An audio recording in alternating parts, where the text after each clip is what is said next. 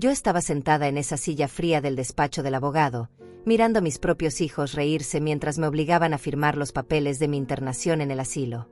Patricia, mi hija mayor, no podía contener la sonrisa mientras deslizaba el documento hacia mí. Vamos, mamá, solo firma aquí y ya. Es lo mejor para todos, me decía con esa voz falsa que había perfeccionado durante años. Carlos, mi hijo menor, estaba recostado en su silla como si esto fuera una simple formalidad. Al fin podremos vender la casa y dividir lo poco que quede, susurraba Patricia, pensando que yo no podía escucharlo. Pero yo escuchaba cada palabra, cada burla, cada comentario despectivo que habían estado haciendo durante meses. Pobrecita la abuela Dolores, se burlaba Patricia imitando la voz de sus propios hijos. 72 años y sin un peso partido por la mitad. ¡Qué vergüenza para la familia! Sus risas resonaban en esa oficina como dagas que se clavaban en mi corazón de madre. Yo temblaba, no de miedo, sino de la rabia contenida de ver a mis propios hijos celebrar mi desgracia. Habían esperado este momento durante años, pensando que finalmente se librarían de la carga que representaba su madre viuda. Tomé la pluma con manos temblorosas, sintiendo como las lágrimas amenazaban con brotar de mis ojos. «Firme aquí, señora Dolores», me decía el abogado José con una sonrisa extraña que yo no lograba descifrar. Sus ojos brillaban con algo que parecía... ¿diversión? ¿Expectativa? No lo entendía en ese momento. Patricia ya estaba sacando su teléfono para tomar una foto. «Momento histórico», decía entre risas. «El día que mamá finalmente acepta que ya no puede cuidarse sola». Carlos aplaudía lentamente, como si estuviera celebrando una victoria.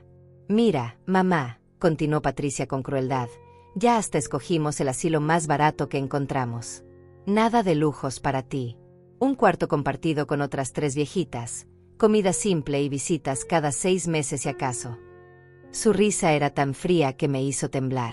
Carlos agregó, «Y ni se te ocurra llamarnos llorando. Nosotros ya hicimos suficiente por ti. Ahora es tu turno de ser responsable de ti misma». Sus palabras me dolían más que cualquier golpe físico. Firmé la primera página, luego la segunda. Cada trazo de mi nombre se sentía como una traición a mí misma, pero ¿qué otra opción tenía? Ellos habían hecho todo lo posible para convencerme de que era una carga, de que no tenía nada que ofrecer al mundo, de que sería mejor para todos si simplemente desaparecía en ese asilo. «Listo, mamá», dijo Patricia guardando los papeles. «Ya puedes ir preparando tus cositas. El lunes te recogen». Se levantó y ni siquiera me dio un abrazo de despedida. Carlos tampoco. Ambos se dirigieron hacia la puerta como si yo ya no existiera. «Ah, y no traigas muchas cosas», gritó Carlos desde la puerta. «El cuarto es muy pequeño. Solo lo esencial». Patricia se rió, como si tuviera algo de valor que llevar. Pero entonces, el abogado José carraspeó. «Disculpen, señores, pero hay un pequeño detalle más que debo leer en voz alta antes de que se vayan. Es un protocolo legal obligatorio». Patricia y Carlos se voltearon con cara de fastidio. «¿Ahora qué?», preguntó Patricia con tono molesto. El abogado abrió una carpeta gruesa y sacó varios documentos. «Debo informarles oficialmente sobre el patrimonio líquido de la señora Dolores, según los documentos bancarios que acaba de presentar». Mi corazón se detuvo por un segundo. ¿Patrimonio líquido? ¿De qué estaba hablando? Su madre, la señora Dolores, posee actualmente un patrimonio líquido de $120 millones americanos, leyó José con voz clara y fuerte. El silencio que siguió fue ensordecedor. Patricia, que estaba tomando agua, comenzó a toser violentamente. El líquido se le había ido por el camino equivocado. Sus ojos se llenaron de pánico mientras luchaba por respirar. Carlos se puso completamente blanco, como si hubiera visto un fantasma, y se quedó inmóvil como una estatua de mármol, con la boca abierta y los ojos desencajados. ¿Qué dijiste?, logró susurrar Patricia entre toses, con la voz quebrada y los ojos desorbitados. Si tú también has sentido alguna vez que tu propia familia te ha dado la espalda cuando más los necesitabas, entonces sabes exactamente lo que yo estaba viviendo en ese momento. Pero lo que mis hijos no sabían era que esta historia apenas comenzaba, y que su crueldad estaba a punto de volverse en su contra de la manera más inesperada. Para entender por qué llegué a ese momento tan doloroso, tengo que llevarte conmigo al pasado, a cuando yo era solo una niña de 8 años que perdió a sus padres en un accidente de tráfico. Quedé completamente huérfana, sin nadie en el mundo que me quisiera, hasta que mi abuela Verónica, una mujer de corazón gigante, me extendió sus brazos y me dijo: «Ven acá, mi niña. Desde hoy, tú eres mi mayor tesoro». Mi abuela Verónica era una mujer extraordinaria. Tenía 70 años cuando me adoptó, pero su energía y su amor parecían inagotables. Vivía en una casa modesta en las afueras de la ciudad, con un pequeño jardín donde cultivaba tomates y rosas rojas. «Dolores», me decía mientras me enseñaba a regar las plantas, «en esta vida, solo vale la pena lo que haces con amor verdadero. Todo lo demás es solo ruido». Ella trabajaba como costurera y se quedaba despierta hasta altas horas de la madrugada para poder pagarme la escuela. Yo la veía desde mi cama, inclinada sobre su máquina de coser, con sus anteojos resbalándose por la nariz, confeccionando vestidos para las señoras del pueblo. «Mija», me decía cuando me levantaba a medianoche para ir al baño, «cada puntada que doy es una oración para que tengas un futuro mejor que el mío». Mientras tanto, mi tía Claudia, la única hermana viva de mi madre, vivía en la ciudad con su esposo y sus 2 hijos. Ellos tenían dinero, una casa grande, carros nuevos, pero nunca, ni una sola vez, se ofrecieron a ayudarme. Cuando mi abuela les pidió que al menos me compraran los útiles escolares, mi tía Claudia le respondió: «Verónica, tú decidiste quedarte con esa niña. Ahora es tu problema, no nuestro». Recuerdo perfectamente el día que mi abuela se enfermó por primera vez. Yo tenía 15 años y la encontré desmayada en el piso de la cocina. Corrí a casa de mi tía Claudia, llorando desesperadamente, suplicándole que me ayudara a llevar a mi abuela al hospital. «No tengo tiempo para eso», me dijo sin ni siquiera levantar la vista del periódico. «Llama a una ambulancia». Esa noche, mientras mi abuela estaba internada, yo me quedé sola en casa, asustada y sin saber qué hacer. Mi tía Claudia no vino a verme, no llamó para preguntar cómo estaba. Nada. Fue mi vecina, la señora Alejandra, quien me trajo comida y se quedó conmigo hasta que mi abuela regresó del hospital 3 días después. «Mija», me dijo mi abuela cuando volvió a casa, débil pero con la sonrisa intacta, «hay personas que tienen mucho dinero pero corazones vacíos. Y hay personas que no tienen nada material, pero sus corazones están llenos de amor. Tú siempre recuerda de qué lado quieres estar». Cuando cumplí 18 años, conocí a Manuel, un hombre trabajador y honesto que se enamoró de mí a primera vista. Él era mecánico, tenía las manos siempre manchadas de grasa, pero su corazón era puro como el oro. «Dolores», me dijo el día que me pidió matrimonio, «no tengo mucho que ofrecerte, pero te juro que voy a trabajar día y noche para darte la vida que mereces». Manuel cumplió su promesa. Trabajaba desde las 5 de la mañana hasta las 10 de la noche, pero siempre llegaba a casa con una sonrisa y un beso para mí. Cuando nació Patricia, él lloraba de felicidad mientras la cargaba en sus brazos.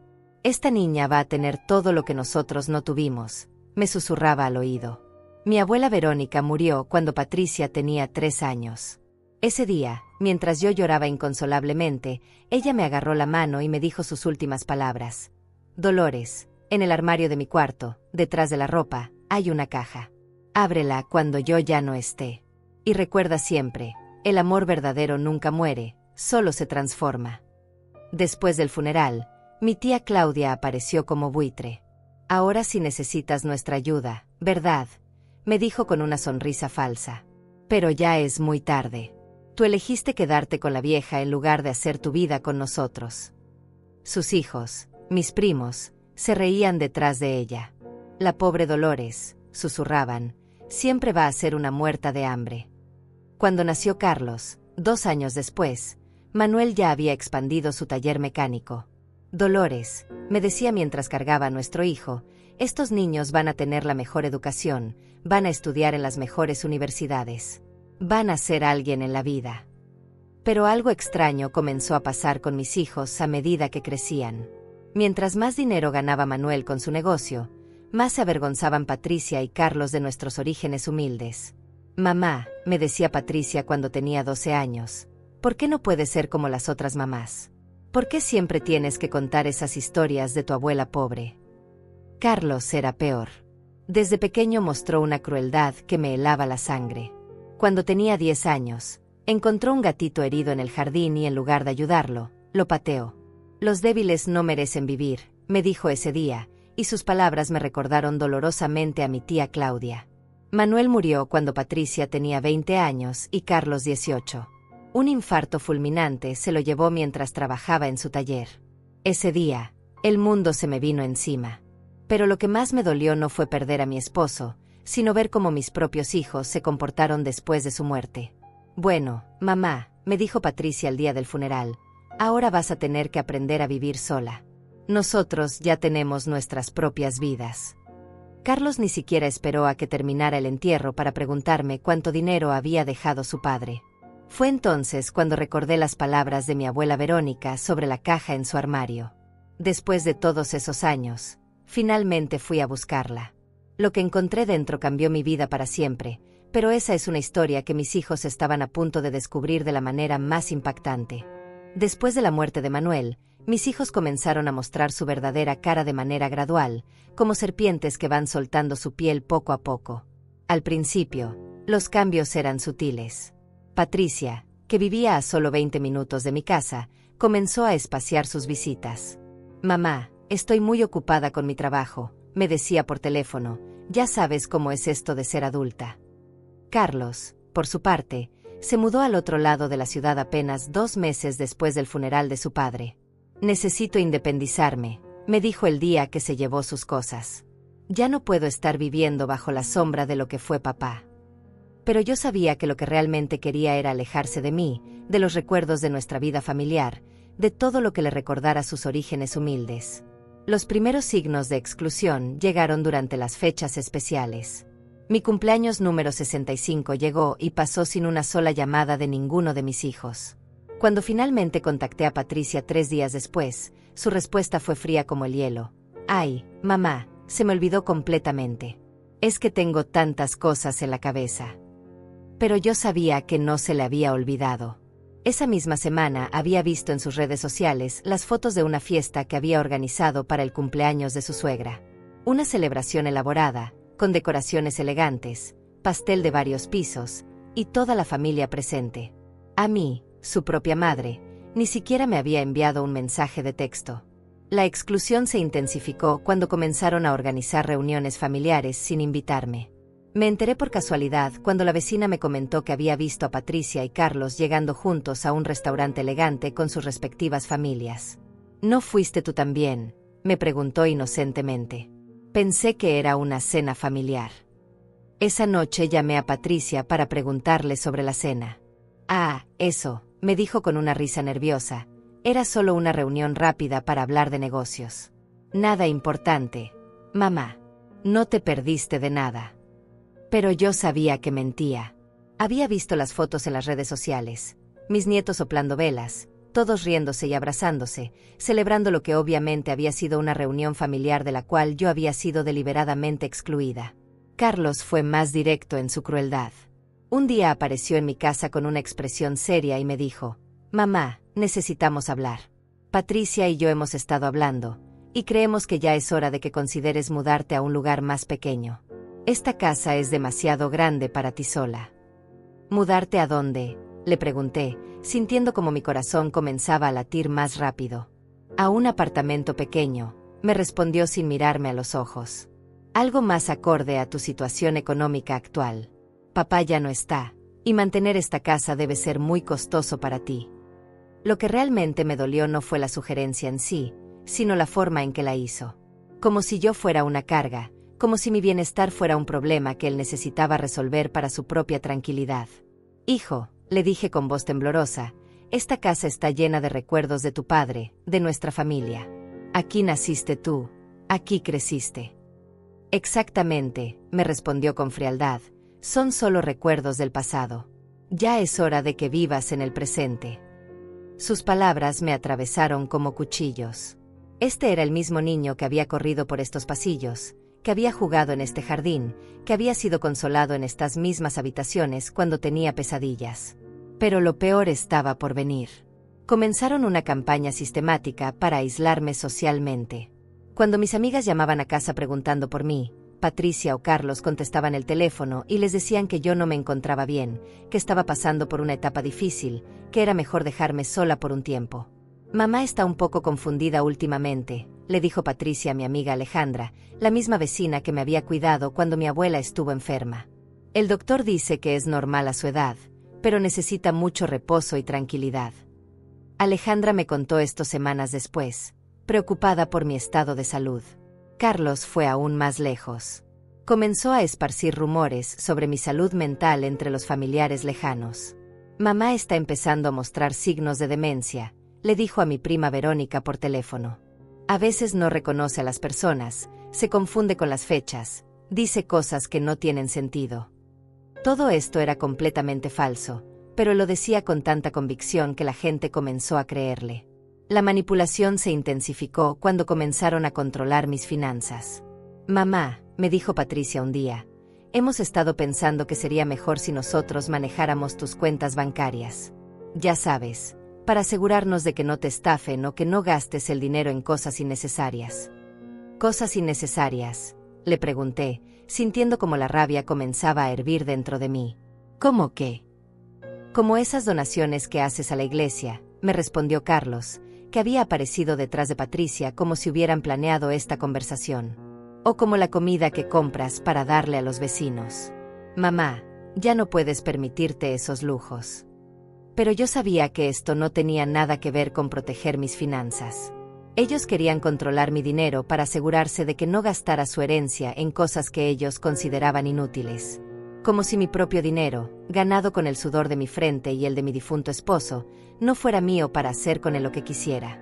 La crueldad alcanzó su punto máximo cuando comenzaron a hablar mal de mí delante de mis propios nietos. Un día, mientras estaba en casa de Patricia ayudándola con la limpieza, escuché cómo le decía a su hija de 12 años: «Mira, hijita, la abuela Dolores está empezando a ser una carga para todos nosotros. Ya no puede cuidarse sola, y nosotros tenemos nuestras propias vidas». «¿Qué significa eso, mamá?», preguntó mi nieta con inocencia. «Significa que probablemente la abuela va a tener que irse a vivir a un lugar especial para personas mayores», le respondió Patricia. «Un lugar donde puedan cuidarla mejor que nosotros». Esa noche lloré hasta quedarme sin lágrimas.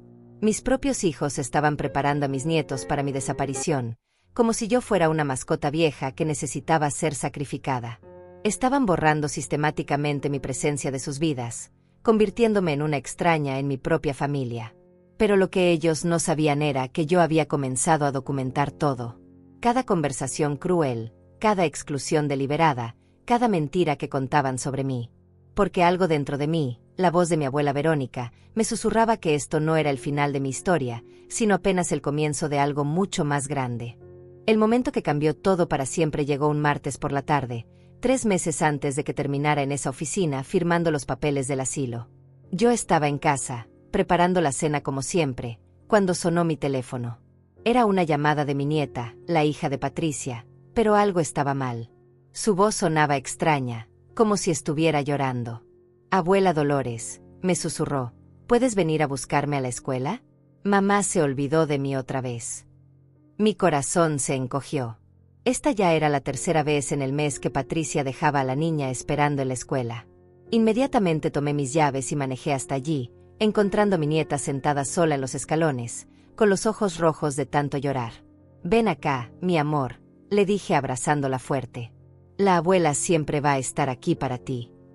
Durante el camino de regreso a casa, la niña comenzó a hablarme con esa honestidad brutal que solo tienen los niños. «Abuela, es cierto que te vas a ir muy lejos y no te vamos a ver nunca más». Sus palabras me golpearon como un rayo. «¿Quién te dijo eso, mi amor?». «Mamá y papá estaban hablando anoche», me respondió con voz pequeña. «Dijeron que ya encontraron un lugar para mandarte, que va a ser mejor para todos, especialmente para ellos».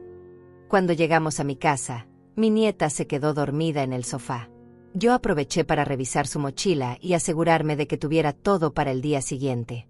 Fue entonces cuando encontré algo que me heló la sangre. El teléfono de Patricia se había quedado en la mochila de la niña y tenía varios mensajes de WhatsApp sin leer. No era mi intención espiar, pero la pantalla se encendió automáticamente y vi los nombres en la conversación: Patricia, Carlos y alguien llamado Dr. Martínez, geriatra. Mi corazón comenzó a latir descontroladamente. ¿Un geriatra? ¿Por qué mis hijos estaban hablando con un doctor especializado en personas mayores sin decirme nada? No pude resistir la tentación. Abrí la conversación y lo que leí me dejó sin respiración. Carlos había escrito: «Doctor, necesitamos que nos ayude a convencer a nuestra madre de que ya no puede vivir sola. Ella se resiste a la idea del asilo, pero nosotros ya no podemos hacernos cargo de ella». El doctor había respondido: «Entiendo perfectamente su situación. Es muy común que las personas mayores se resistan al cambio. ¿Han considerado la opción de un certificado de incapacidad mental? Eso facilitaría mucho el proceso legal». Patricia había contestado: «¿Eso es posible?». Ella todavía está bastante lúcida, pero obviamente ya no puede tomar decisiones importantes por sí misma. ¿Cuánto costaría ese certificado? Mis manos temblaban mientras seguía leyendo. Carlos había enviado: «Doctor, lo que necesitamos es que quede muy claro en el certificado que mamá representa un peligro para sí misma.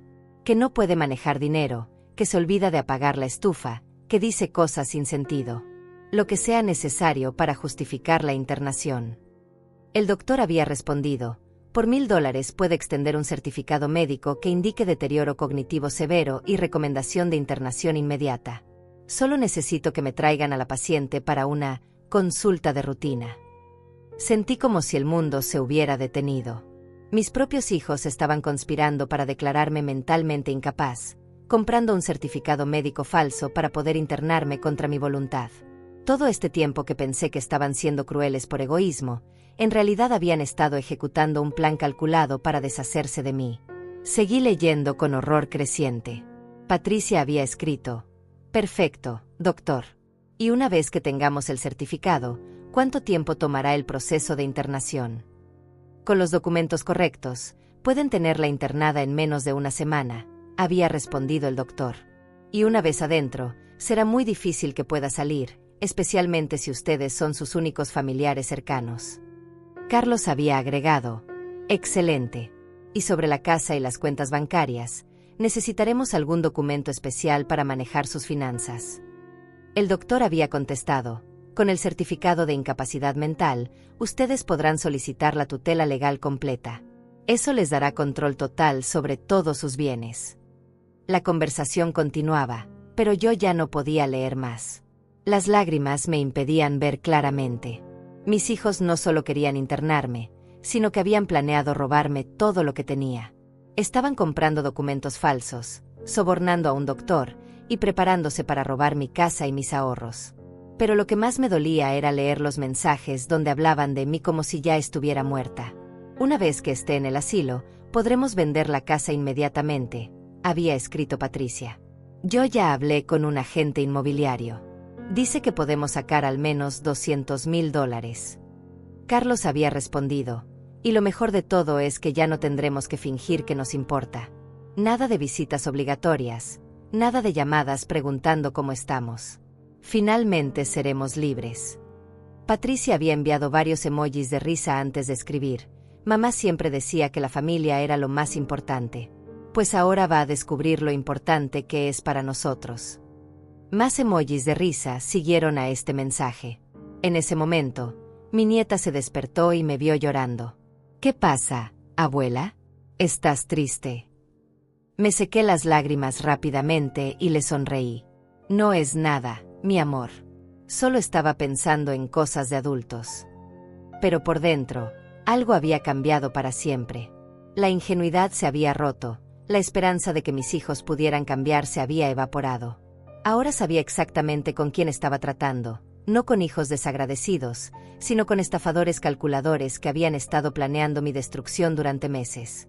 Esa noche, después de llevar a mi nieta de vuelta con Patricia, tomé una decisión que cambiaría todo. Recordé las palabras de mi abuela Verónica: «Mija, nunca dejes que nadie te trate como si fueras menos de lo que vales». Y también recordé la caja que había encontrado en su armario después de su muerte, la caja que contenía secretos que mis hijos nunca podrían imaginar. Era hora de que Dolores dejara de ser la víctima y se convirtiera en la protagonista de su propia historia. Ellos habían subestimado gravemente a la vieja inútil que pensaban que era. Pronto descubrirían que la nieta de Verónica tenía más fuerzas de las que habían imaginado, y que su plan perfecto estaba a punto de convertirse en su peor pesadilla. La guerra había comenzado, pero ellos aún no lo sabían.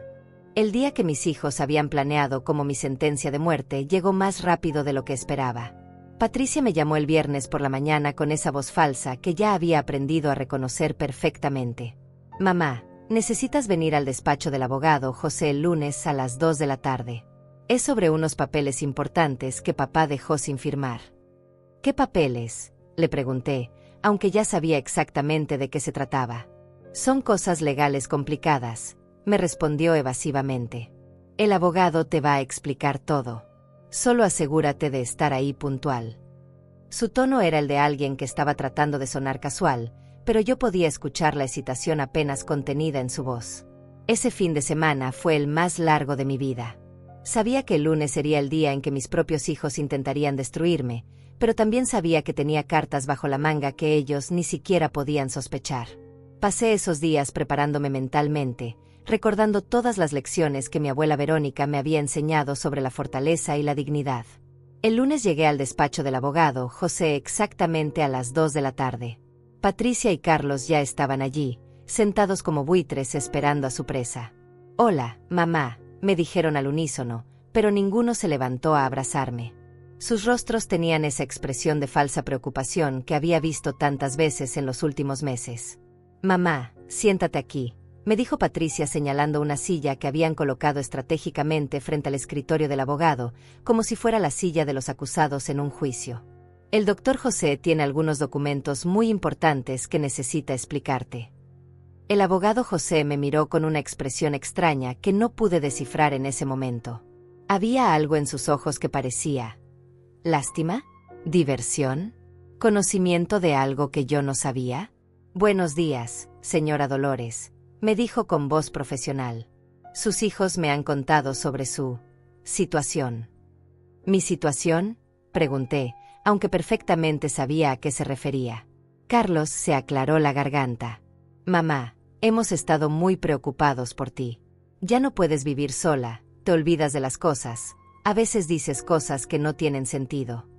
Sus mentiras sonaban tan ensayadas que era obvio que había practicado este discurso. Patricia se unió al ataque. «El doctor Martínez, ¿recuerdas que fuiste a verlo la semana pasada? Nos explicó que tiene síntomas de deterioro cognitivo avanzado». Por supuesto, yo nunca había ido a ver a ningún doctor Martínez, pero ellos habían fabricado toda una historia para justificar su traición. «Mamá», continuó Carlos con esa voz condescendiente que había perfeccionado, «encontramos el lugar perfecto para ti. Es un asilo muy bonito, con jardines y actividades para personas de tu edad. Vas a estar mucho mejor ahí que sola en esa casa grande.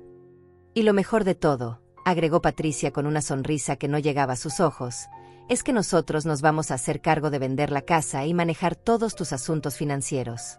Ya no vas a tener que preocuparte por nada de eso». La codicia en su voz era tan evidente que me dieron ganas de vomitar. El abogado José extendió varios documentos sobre su escritorio.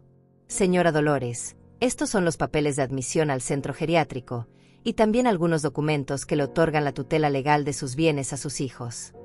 Sus palabras eran profesionales, pero había algo en su tono que me hizo sospechar que él sabía más de lo que estaba mostrando. «Solo necesita firmar aquí, aquí y aquí», me dijo Patricia empujando una pluma hacia mi mano. «Es solo una formalidad, mamá. Ya está todo arreglado». Carlos ya estaba sacando su teléfono para grabar lo que él consideraba sería mi humillación final. Pero entonces, algo inesperado sucedió. Mientras yo levantaba la pluma para firmar, fingiendo que iba a cooperar con su plan, el abogado José se aclaró la garganta de una manera muy particular. «Disculpe, señora Dolores, pero antes de que firme cualquier cosa, hay un protocolo legal que debo seguir. Tengo que informarle oficialmente sobre el estado actual de sus finanzas y propiedades». Patricia y Carlos se miraron con confusión. «¿Eso es necesario?», preguntó Carlos con impaciencia. «Nosotros ya sabemos que mamá no tiene mucho dinero. Papá era mecánico, no millonario». Se rieron como si fuera el chiste más gracioso del mundo. «Sí, doctor José», añadió Patricia, «todos sabemos que mamá vive de una pensión miserable y de los pocos ahorros que papá pudo dejar. No hay necesidad de leer nada». Su arrogancia era tan evidente que me dolía físicamente escucharla. Pero el abogado José no se inmutó. Abrió una carpeta gruesa que había estado sobre su escritorio y sacó varios documentos oficiales. Lo siento, pero es un requisito legal ineludible. Cuando alguien va a transferir la tutela de sus bienes, debo leer en voz alta el inventario completo de su patrimonio. ¿Inventario?, preguntó Carlos con una risa nerviosa. Doctor, con todo respeto, esto es una pérdida de tiempo. Mi madre tiene una casa vieja que vale tal vez $200,000 y una cuenta de ahorros con unos pocos miles. Nada más. Exacto, confirmó Patricia. Mamá siempre ha sido muy pobre. Por eso es que nosotros tenemos que hacernos cargo de ella ahora. Sus palabras estaban llenas de desprecio, como si la pobreza fuera un crimen del cual yo era culpable. El abogado José me miró directamente a los ojos, y por primera vez desde que había llegado, vi una pequeña sonrisa formándose en las comisuras de su boca. Señora Dolores, ¿está usted de acuerdo en que proceda con la lectura oficial de su patrimonio?, me preguntó, y había algo en su tono que me hizo entender que él sabía exactamente lo que estaba haciendo. Sí, respondí con voz firme, sintiendo como la adrenalina comenzaba a correr por mis venas. Por favor, proceda. Patricia y Carlos suspiraron con exasperación, como si esto fuera solo un trámite tedioso que tenían que soportar antes de poder celebrar su victoria. El abogado José puso sus anteojos, tomó el primer documento y comenzó a leer con voz clara y profesional. Inventario oficial del patrimonio de la señora Dolores María Rodríguez, viuda de Manuel Alejandro Pérez, realizado el día de hoy por orden judicial. Propiedades inmobiliarias, continuó leyendo. Casa principal ubicada en Avenida Central 4523, valorada en $250,000. Edificio comercial ubicado en Calle Bolívar 1876, valorada en $2,800,000. Terreno rural de 500 hectáreas en Valle Verde, valorado en $8 millones. El silencio que siguió fue tan denso que se podía cortar con un cuchillo. Patricia y Carlos se habían quedado completamente inmóviles, con las bocas abiertas como peces fuera del agua. ¿Qué dijiste?, logró susurrar Patricia, con la voz quebrada por la incredulidad. Pero el abogado José no había terminado. Inversiones financieras, continuó leyendo implacablemente.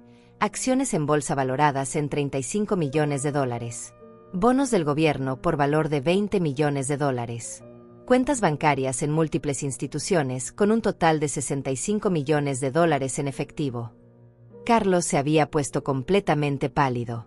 Sus manos temblaban mientras trataba de procesar lo que estaba escuchando. Esto tiene que ser un error, balbuceó. Mamá no puede tener ese dinero. Es imposible. El abogado José levantó la mano para silenciar las protestas de mis hijos y continuó leyendo con una calma que contrastaba dramáticamente con el pánico creciente en sus rostros. Patrimonio líquido total de la señora Dolores María Rodríguez, $120 millones americanos, pronunció cada palabra lentamente, saboreando el momento. Patricia comenzó a hiperventilar. Se abanicaba con las manos mientras trataba de procesar la información. No, repetía como un mantra. Esto no puede ser real. Mamá, ¿de dónde salió todo ese dinero? Su voz había subido varias octavas y sonaba como la de una niña pequeña que acababa de ser descubierta haciendo algo malo. Carlos se había levantado de su silla y caminaba en círculos por la oficina. Tiene que haber un error en los documentos, decía una y otra vez. Mamá, diles que hay un error. Tú no tienes ese dinero, ¿verdad? Diles que es un malentendido. Pero yo me mantuve en silencio, observando cómo se desmoronaba su mundo de certezas. Era fascinante ver cómo la codicia que los había cegado durante años ahora se convertía en pánico puro al darse cuenta de que habían estado atacando no a una anciana indefensa, sino a una de las mujeres más ricas de la ciudad. Pero hay más, continuó el abogado José con una sonrisa que ya no trataba de ocultar. Según los documentos que tengo aquí, la señora Dolores también ha estado documentando sistemáticamente el comportamiento de sus hijos durante los últimos 6 meses. Sacó una carpeta aún más gruesa de su cajón. ¿Documentando?, preguntó Patricia con voz temblorosa. ¿Qué significa eso? Pero por la expresión de terror en su rostro, creo que ya sabía exactamente lo que significaba. El abogado José abrió la carpeta y comenzó a sacar fotografías, grabaciones de audio y transcripciones de conversaciones.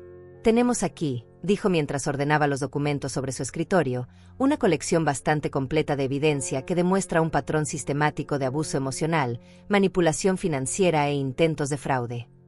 Carlos se dejó caer en su silla como si le hubieran disparado. «Fraude», susurró. «¿De qué fraude hablas?» Pero sus manos temblaban tanto que no podía mantenerlas quietas. «Empecemos por esto», dijo el abogado José levantando una grabación de audio. «Esta es una conversación telefónica entre ustedes dos, grabada hace 3 semanas». Presionó el botón de reproducir y la voz de Patricia llenó la habitación. «Carlos, ya hablé con el doctor Martínez. Por $1000 nos va a dar el certificado de demencia que necesitamos. Una vez que tengamos eso, podemos internar a mamá y quedarnos con todo». La voz de Carlos respondía desde la grabación. «Perfecto. Y una vez que esté encerrada, vendemos la casa inmediatamente. Yo ya tengo comprador. Podemos dividir los $200,000 y olvidarnos de que esta vieja existe». Patricia se había puesto verde. «¿Cómo? ¿Cómo obtuviste esa grabación?», tartamudeó. «Eso es ilegal. No puedes grabar conversaciones privadas sin nuestro consentimiento». «En realidad», respondió el abogado José con satisfacción evidente, «su madre tiene todo el derecho legal de grabar conversaciones que involucren planes para defraudarla. Y tenemos muchas más». Comenzó a reproducir otra grabación donde Carlos decía: «Una vez que la internemos, va a estar tan drogada con los medicamentos que ni siquiera va a recordar su propio nombre. Será como si ya estuviera muerta». La voz de Patricia en la grabación respondía con risas. «¿Qué alivio va a ser? Finalmente podremos vivir nuestras vidas sin tener que fingir que nos importa esa vieja estúpida». Carlos se puso de pie violentamente, tirando la silla al suelo. «Esto es una trampa», gritó. «Tú nos tendiste una trampa, mamá. Nos hiciste creer que eras pobre para poder grabarnos». «¿Una trampa?», le respondí finalmente, con una calma que me sorprendió a mí misma. «¿Coles trampa al hecho de que yo nunca les mentí sobre mi situación financiera? Ustedes simplemente asumieron que era pobre porque así era más fácil justificar su crueldad». Patricia comenzó a llorar, pero no eran lágrimas de arrepentimiento, sino de frustración pura. «Pero mamá, si tenías todo ese dinero, ¿por qué vivías como si fueras pobre? ¿Por qué no nos dijiste nada?». «¿Por qué?», le respondí mirándola directamente a los ojos. «Quería ver quiénes eran realmente mis hijos cuando pensaban que no tenían nada que ofrecerles. Y ahora lo sé». Mis palabras cayeron sobre ellos como martillazos. El abogado José continuó sacando documentos. «También tenemos aquí las transcripciones de sus conversaciones con el falso doctor Martínez, incluyendo los recibos de los $1000 que pagaron por un certificado médico fraudulento». Mostró una serie de papeles que hacían que Carlos pareciera a punto de desmayarse. «Y aquí», continuó implacablemente, «tenemos las capturas de pantalla de sus conversaciones por WhatsApp donde discuten en detalle cómo planean dividir los bienes de su madre después de internarla. Incluyendo esta joya», levantó una hoja, donde Patricia dice textualmente: «Una vez que esté en el asilo, la vamos a visitar una vez al año en Navidad, solo para mantener las apariencias». Patricia se cubrió el rostro con las manos. «Para. Ya para. No queremos escuchar más». Pero el abogado José no había terminado. «Y finalmente», dijo sacando un último documento, «tenemos aquí el contrato firmado con el agente inmobiliario para vender la casa de su madre, firmado 2 semanas antes de esta reunión. Un contrato donde ustedes se identifican como los únicos herederos legales, a pesar de que su madre sigue viva y en pleno uso de sus facultades mentales». Carlos comenzó a caminar hacia la puerta. «Me voy de aquí. Esto es una persecución. No tengo por qué escuchar más». Pero el abogado José lo detuvo con sus siguientes palabras. «Me temo que no pueden irse todavía. Verán, toda esta evidencia ya ha sido entregada a la Fiscalía del Distrito. Hay cargos criminales pendientes por intento de fraude, conspiración para cometer estafa, falsificación de documentos médicos y abuso de ancianos». El silencio que siguió fue sepulcral. Patricia y Carlos se miraron como dos criminales que acababan de ser atrapados con las manos en la masa. Porque eso era exactamente lo que eran. «Cargos criminales», susurró Patricia. «Puede ir a la cárcel por esto». Su voz sonaba pequeña y asustada, muy diferente de la mujer arrogante que había entrado a esa oficina 1 hora antes. El intento de fraude contra personas mayores, explicó el abogado José consultando sus notas, puede resultar en hasta 10 años de prisión. La falsificación de documentos médicos agrega otros 5 años. Y la conspiración para cometer estafa puede agregar otros 7 años más. Carlos se desplomó en su silla. Mamá, me suplicó con lágrimas en los ojos. Por favor. Somos tu familia. No puedes hacernos esto. Nosotros solo estábamos preocupados por ti. Pero yo había esperado demasiado tiempo para este momento como para sentir lástima ahora.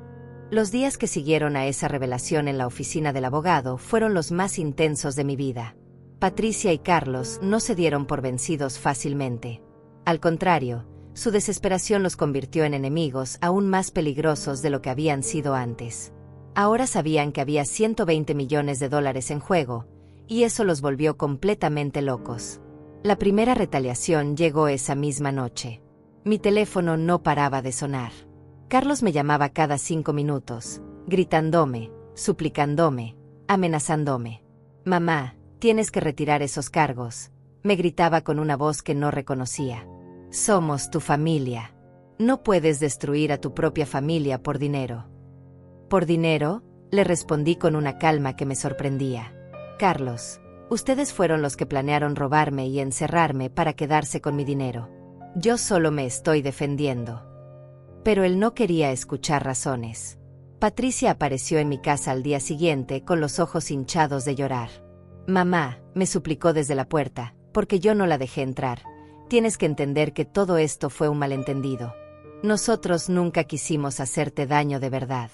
Solo estábamos preocupados por tu bienestar. ¿Un malentendido?, le pregunté, sosteniendo en mi mano una copia de las transcripciones donde ella me llamaba vieja estúpida y decía que sería un alivio cuando yo estuviera encerrada y drogada. Patricia, tengo todo documentado. No hay malentendido posible. Cuando se dieron cuenta de que las súplicas no funcionaban, pasaron a las amenazas directas. Carlos comenzó a llamar a todos nuestros familiares lejanos, contándoles una versión distorsionada de los eventos. Mamá se volvió loca, les decía a mis primas y sobrinos. Tiene delirios de grandeza, cree que es millonaria, y ahora nos está acusando de cosas terribles que nunca hicimos. Patricia fue aún más lejos. Creó cuentas falsas en redes sociales y comenzó a publicar historias inventadas sobre mí. Mi madre sufre de demencia severa, escribía en grupos de Facebook de la comunidad. Ahora está en una etapa paranoica donde cree que su familia la quiere robar. Es muy triste ver cómo una mente se deteriora así. Pero lo que más me dolió fue cuando comenzaron a usar a mis nietos como armas. Patricia les dijo a sus hijos que yo me había vuelto mala, que ya no los quería, que era mejor que no me vieran más. La abuela está muy enferma, les explicaba con voz de falsa tristeza. Ya no es la misma persona que conocían. Es mejor recordarla como era antes. Una tarde, mi nieta más pequeña, la misma que había encontrado llorando en la escuela, se escapó de su casa y vino corriendo a la mía. Abuela, me dijo entre sollozos, mamá dice que tú ya no me quieres, que dijiste que no querías volver a vernos nunca más. Es cierto. Mi corazón se rompió en 1000 pedazos. Mi amor, le dije abrazándola fuerte, eso no es cierto.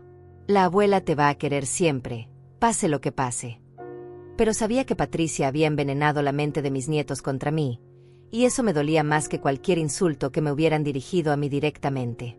La presión se intensificó cuando Carlos comenzó a seguirme. Aparecía en el supermercado cuando yo estaba comprando, se estacionaba afuera de mi casa durante horas, me seguía cuando iba al banco. Solo quiero hablar contigo, mamá, me decía cuando lo confrontaba. Solo 5 minutos para explicarte nuestra perspectiva. Pero yo sabía que no era conversación lo que buscaba. Era intimidación pura. Quería que me sintiera acorralada, asustada, sola. Quería que la presión constante me hiciera dudar de mi decisión de exponerlos. Patricia intentó una estrategia diferente. Comenzó a aparecerse en mi casa con familiares lejanos, personas que no había visto en años, para presionarme emocionalmente. Mira, mamá, me decía, tu prima Alejandra vino especialmente para hablar contigo. Está muy preocupada por esta situación familiar. Mi prima Alejandra, a quien Patricia obviamente había llenado de mentiras, me miraba con lástima. Dolores, Me decía con voz condescendiente. Entiendo que estés pasando por un momento difícil, pero destruir a tus propios hijos no es la solución. La familia es lo más importante. La familia es lo más importante, le respondí mostrándole las transcripciones de las conversaciones donde mis hijos planeaban internarme contra mi voluntad.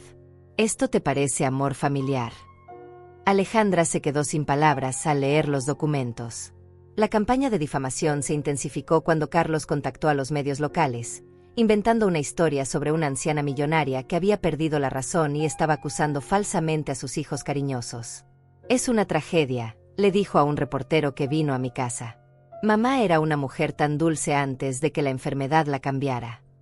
Pero el reportero era más inteligente de lo que Carlos había esperado. Cuando le mostré todas las evidencias, las grabaciones, los documentos del falso doctor, el periodista se dio cuenta inmediatamente de quién era realmente la víctima en esta historia. Señora Dolores, me dijo después de revisar toda la documentación, ¿estaría dispuesta a dar una entrevista? Esta historia necesita ser contada. Hay muchas personas mayores que sufren este tipo de abuso por parte de sus familias. Esa noche, después de que el reportero se fue, me sentí más sola que nunca. Estaba sentada en la cocina de la casa donde había criado a mis hijos, donde había cocinado miles de comidas para ellos, donde había curado sus heridas cuando eran pequeños, y me pregunté si había hecho lo correcto. Fue entonces cuando recordé algo que me llenó de fuerza. Fui al cuarto de mi abuela Verónica, que había mantenido exactamente como ella lo había dejado, y abrí esa caja que había encontrado después de su muerte.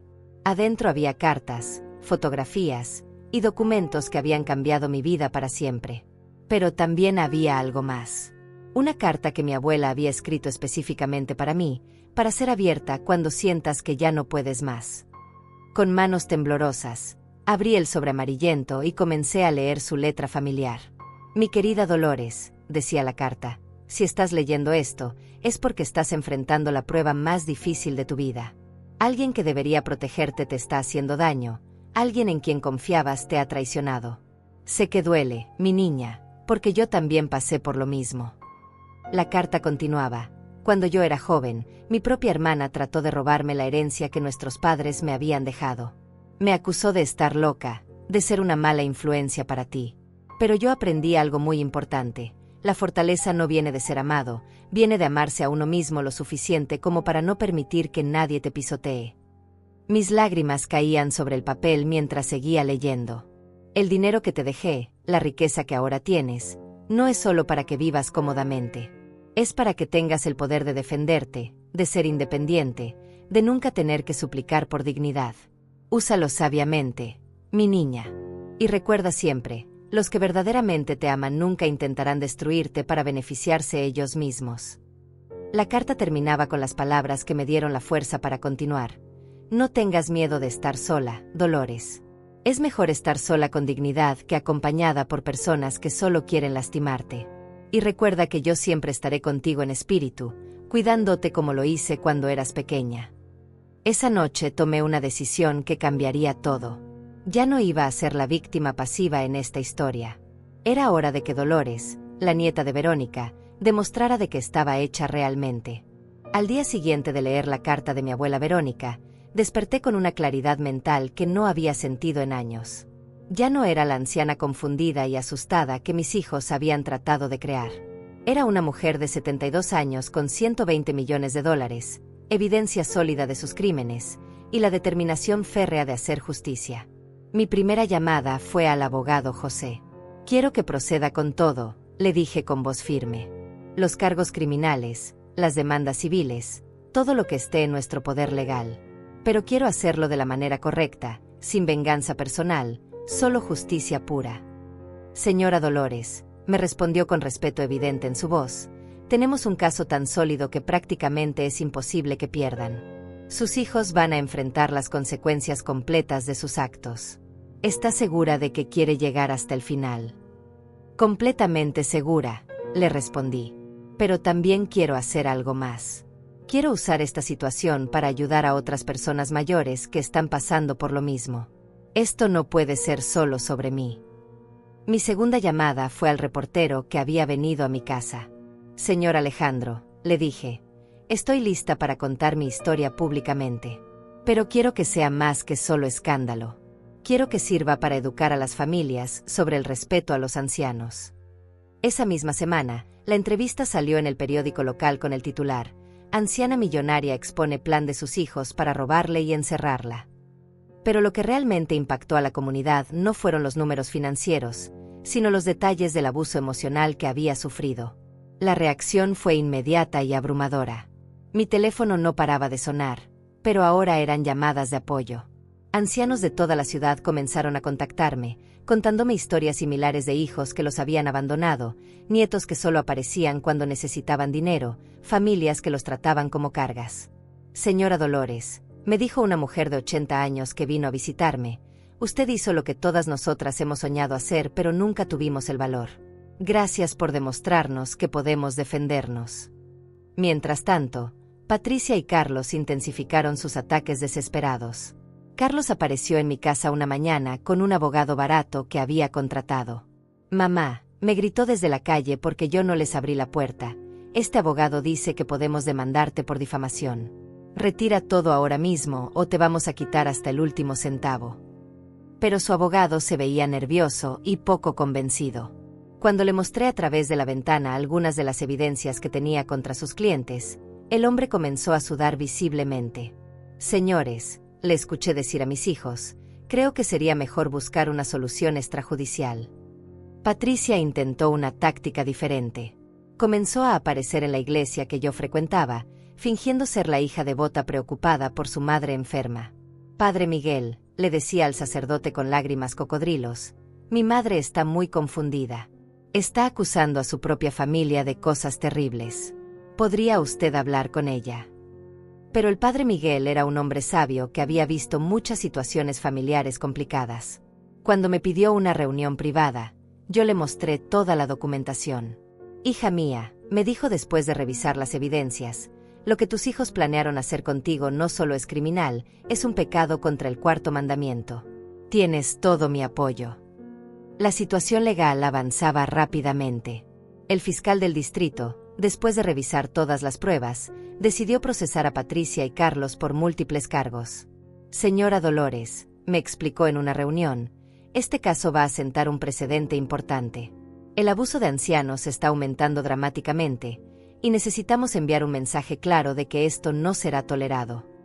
Pero lo que realmente quebró la resistencia de mis hijos fue cuando sus propios amigos y familiares comenzaron a distanciarse de ellos. Las evidencias eran tan claras y tan crueles que nadie podía justificar sus acciones. Patricia perdió varios clientes en su trabajo cuando la historia se hizo pública. Carlos fue despedido de su empleo cuando su jefe se enteró de que estaba siendo procesado por fraude contra ancianos. ¿Ves lo que has hecho?, me gritó Patricia en una confrontación desesperada en el estacionamiento del supermercado. Destruiste nuestras vidas.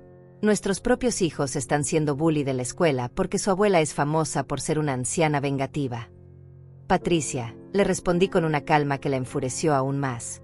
Yo no destruí sus vidas. Ustedes las destruyeron solos cuando decidieron traicionarme. Yo solo me defendí. Carlos intentó chantajearme emocionalmente una última vez. Mamá, si sigues adelante con esto, nunca más vas a ver a tus nietos.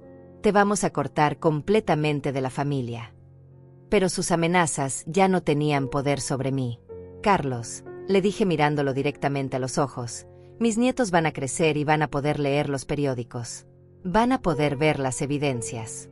Y van a entender quién fue realmente la víctima en esta historia. La verdad siempre sale a la luz. La presión legal finalmente los quebró. Su abogado les aconsejó que buscaran un acuerdo para evitar la prisión. Señora Dolores, me llamó el abogado José una tarde, Patricia y Carlos quieren reunirse para negociar un arreglo. Están dispuestos a admitir su culpabilidad públicamente y pagar restitución completa por los daños emocionales. ¿Qué tipo de restitución?, pregunté, aunque el dinero no era lo que me motivaba. Quieren devolver los $1,000 que pagaron por el certificado médico falso, pagar las costas legales y hacer servicio comunitario en asilos de ancianos por 2 años. Pero yo tenía una condición adicional. Quiero que escriban cartas públicas de disculpa, admitiendo exactamente lo que hicieron y por qué estuvo mal. Y quiero que esas cartas sean publicadas en el mismo periódico donde salió mi entrevista. La reunión de negociación fue surreal. Patricia y Carlos, que meses antes se reían mientras me obligaban a firmar papeles para el asilo, ahora estaban sentados frente a mí como criminales convictos, suplicando mi misericordia. «Mamá», me dijo Patricia con voz quebrada, «sabemos que lo que hicimos estuvo mal. Estábamos cegados por la codicia. Pero somos tus hijos. Tiene que haber alguna manera de arreglar esto».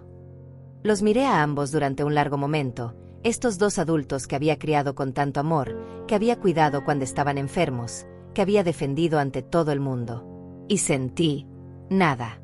Ni amor, ni odio, ni siquiera lástima. Solo una profunda tristeza por lo que pudiera haber sido. «Está bien», les dije finalmente. «Acepto el acuerdo. Pero con una condición final, van a respetar la orden de restricción que voy a solicitar. No quiero que se acerquen a mí a menos que sea estrictamente necesario para asuntos legales. Y si alguna vez, intentan manipular a mis nietos contra mí otra vez, yo voy a proceder con todos los cargos criminales sin piedad». Sus cartas de disculpa fueron publicadas una semana después. Fueron humillantes para ellos, pero justas. Admitían públicamente haber planeado internarme falsamente, haber intentado robar mi patrimonio y haber abusado emocionalmente de mí durante meses. Pero mi venganza más satisfactoria no fue legal, sino moral. Había demostrado que los ancianos no somos víctimas indefensas. Había probado que la dignidad no se negocia. Y había enviado un mensaje claro a cualquier familia que estuviera considerando abusar de sus mayores: nosotros también sabemos pelear. 6 meses después de esa confrontación en la oficina del abogado José, mi vida había cambiado de maneras que nunca habría imaginado. Ya no era solo Dolores, la viuda pobre que vivía de recuerdos. Ahora era Dolores, la mujer que se había defendido, que había demostrado que la edad no significa debilidad, y que había encontrado una nueva razón de vivir en medio del dolor más profundo. Con parte de mi patrimonio, decidí hacer algo que sé que mi abuela Verónica habría aprobado completamente. Compré un edificio abandonado en el centro de la ciudad y lo convertí en el Centro de Apoyo para Adultos Mayores Verónica Pérez, en honor a la mujer que me enseñó que el amor verdadero nunca es condicionado. El centro no era un asilo tradicional. Era un lugar donde los ancianos podían venir durante el día para socializar, aprender nuevas habilidades, recibir asesoramiento legal gratuito sobre el abuso familiar y, sobre todo, recordar que sus vidas tenían valor y dignidad independientemente de lo que sus familias pensaran de ellos. «Señora Dolores», me dijo don Manuel, un hombre de 80 años cuyo hijo había estado robándole la pensión durante años, «este lugar me salvó la vida. Yo pensaba que era normal que mi familia me tratara como un estorbo. Pero usted me enseñó que merezco respeto». Cada historia que escuchaba en el centro me confirmaba que mi experiencia no había sido única. Había cientos, tal vez miles de ancianos en nuestra ciudad que estaban siendo abusados, manipulados o simplemente ignorados por sus propias familias. Y muchos de ellos habían comenzado a creer que se lo merecían. «El abuso de ancianos», le dije al periodista Alejandro durante una entrevista de seguimiento 6 meses después, «no siempre son golpes físicos. A veces es el hijo que solo llama cuando necesita dinero.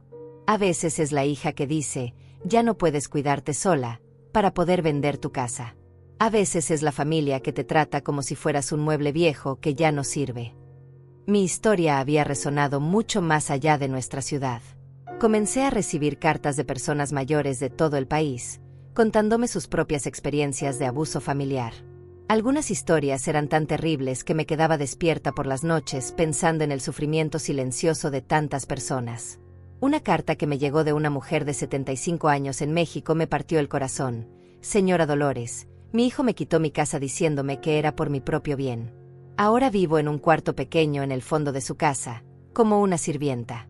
Pero después de leer su historia, me di cuenta de que no tengo que aceptar esto. Voy a buscar ayuda legal».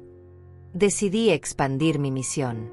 Con la ayuda del abogado José, establecimos un fondo legal gratuito para ancianos que estuvieran siendo abusados por sus familias. También creamos una línea telefónica de apoyo, operada las 24 horas por voluntarios entrenados, muchos de ellos personas mayores que habían pasado por experiencias similares.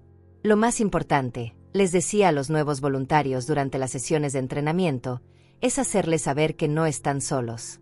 El abuso familiar te hace sentir como si fueras tú el problema, como si fueras una carga.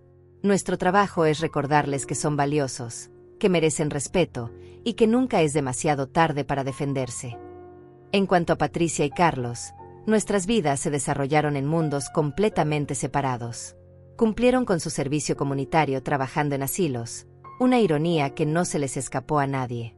Patricia me contó una amiga común que al principio odiaba cada minuto de su castigo, pero que gradualmente había comenzado a entender el dolor que había causado. Hay una señora en el asilo, le había dicho Patricia a esta amiga, que me recuerda mucho a mamá. Sus hijos la abandonaron allí y nunca la visitan. Cuando la veo tan sola, me doy cuenta de lo cerca que estuve de convertir a mi propia madre en esa mujer. Carlos, según supe, había tenido una crisis emocional más profunda. Su esposa había amenazado con divorciarse cuando se enteró de lo que había planeado hacerme. No puedo estar casada con alguien capaz de tratar así a su propia madre, le había dicho. Él había entrado en terapia psicológica, tratando de entender cómo había llegado a ser tan cruel. Mis nietos, ahora que eran mayores, habían comenzado a buscarme por su cuenta.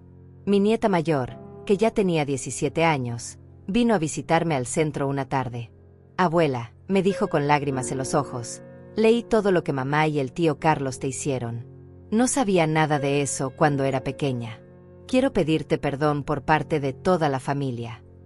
Mi amor, le respondí abrazándola fuerte, tú no tienes nada de qué disculparte. Tú eras una niña inocente en una situación creada por adultos. Lo único que quiero es que aprendas de esto. Nunca permitas que nadie te haga sentir que no vales nada, sin importar quién sea esa persona. Un año después de la confrontación, recibí una carta inesperada. Era de Patricia, escrita a mano en papel con membrete del asilo donde hacía su servicio comunitario. Mamá, comenzaba la carta, sé que no tengo derecho a pedirte perdón después de todo lo que te hice. Pero necesito que sepas que cada día que paso aquí, viendo a estos ancianos abandonados, entiendo más profundamente el monstruo en el que me había convertido. La carta continuaba, no te estoy pidiendo que me perdones, porque sé que eso tomará tiempo, si es que alguna vez sucede. Solo quiero que sepas que el trabajo que estás haciendo en el centro, ayudando a personas como las que veo aquí todos los días, es hermoso. Papá estaría orgulloso de la mujer en la que te has convertido después de todo esto. Lloré cuando terminé de leer esa carta. No porque quisiera correr a abrazar a Patricia y fingir que nada había pasado, sino porque por primera vez en años, reconocía una chispa de la hija que había criado en esas palabras. Tal vez, con mucho tiempo y mucho trabajo, podríamos encontrar algún tipo de reconciliación. Pero sería en mis términos, con mi dignidad intacta. 2 años después, el Centro Verónica Pérez había ayudado a más de 500 ancianos a salir de situaciones de abuso familiar. Habíamos logrado que se aprobara una nueva ley en nuestro estado que hacía más fácil procesar casos de abuso de ancianos. Y yo había encontrado una nueva familia en todas esas personas mayores que habían decidido que merecían algo mejor. Señora Dolores, me dijo la alcaldesa durante una ceremonia donde me entregaron las llaves de la ciudad, usted no solo se defendió a sí misma. Defendió a una población entera que había sido silenciada durante demasiado tiempo. Su valor cambió las leyes, cambió las actitudes, y salvó vidas. Esa noche, en mi casa que ahora estaba llena de fotografías de todas las personas a las que había ayudado, me senté en el jardín donde mi abuela Verónica solía cultivar sus rosas rojas. Las plantas habían crecido enormemente, y sus flores eran más brillantes que nunca. Abuela, le susurré al viento, espero que estés orgullosa. Usé la herencia que me dejaste no solo para vivir, sino para vivir con propósito. Y descubrí algo que tal vez tú ya sabías. La mayor riqueza no está en el dinero que tienes, sino en la dignidad con la que vives y en las vidas que tocas de manera positiva. Mientras las estrellas aparecían en el cielo nocturno, reflexioné sobre todo lo que había aprendido. Había descubierto que el amor de familia no es automático, que se gana y se mantiene con respeto mutuo. Había aprendido que la edad trae sabiduría, pero también vulnerabilidad, y que esa vulnerabilidad no debe ser explotada sino protegida. Pero sobre todo, había aprendido que nunca es demasiado tarde para defenderse, para exigir dignidad, para rehusarse a ser tratado como menos de lo que eres. Había aprendido que a veces, la mayor herencia que puedes recibir no es dinero, sino la fortaleza para usarlo de manera que honre la memoria de quienes te amaron verdaderamente. Y si hay algo que quiero que recuerden todos los que escuchen mi historia, es esto: tu valor como persona no disminuye con la edad. Tu derecho al respeto no expira cuando cumples 60, 70 u 80 años. Y si alguien que dice amarte te trata como si fueras una carga, recuerda que el problema no eres tú. Porque al final del día, la mayor herencia que podemos dejar no son los bienes materiales, sino el ejemplo de que vivimos con dignidad hasta el último día de nuestras vidas.